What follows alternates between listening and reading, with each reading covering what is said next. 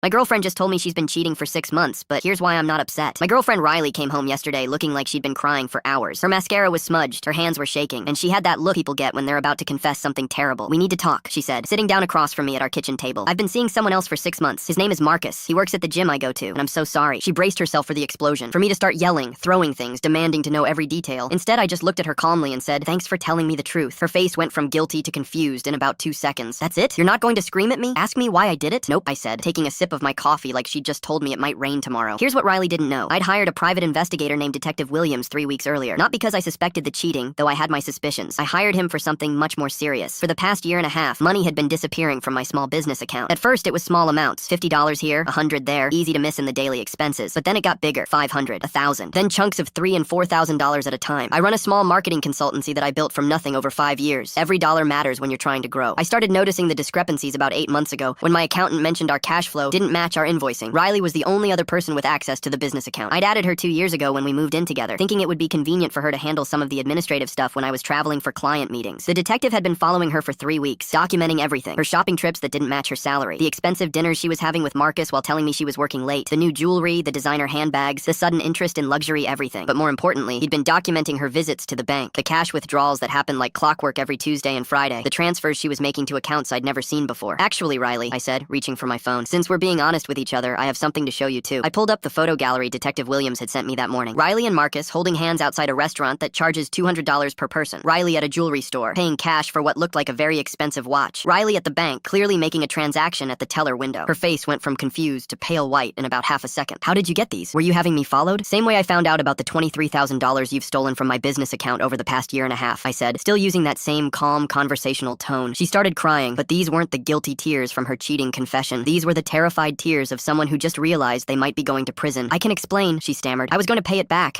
You needed to fund your relationship with Marcus," I finished for her. "Those expensive dinners, the gifts, the weekend trips you told me were work conferences. I have documentation of everything, Riley. Bank records, receipts, photos, timestamps." She was full on sobbing now. "Please don't call the police. I'll pay it back. I'll get a loan. Here's what's going to happen," I said, sliding a folder across the table. "My lawyer prepared this confession letter and repayment agreement. You're going to transfer every single penny back to my business account by Friday. Then you're going to sign this document admitting to the theft and agreeing never to contact me or any of my clients again." She opened the folder with shaking hands. "And if I don't? Then Detective Williams takes his evidence to the police Monday morning, and you get to explain to a judge why you stole money to impress your gym boyfriend." The whole confession took about 20 minutes. She signed everything, initiated the bank transfers from her phone right there at the kitchen table, and even threw in an extra $2,000 as interest. "I was actually planning to call the police tomorrow," I told her as she packed her things, "but your cheating confession gave me a much cleaner way to handle this." She moved out that same day. Marcus apparently wasn't interested in dating someone who came with embezzlement baggage. And my business account back to exactly where it should be, plus interest.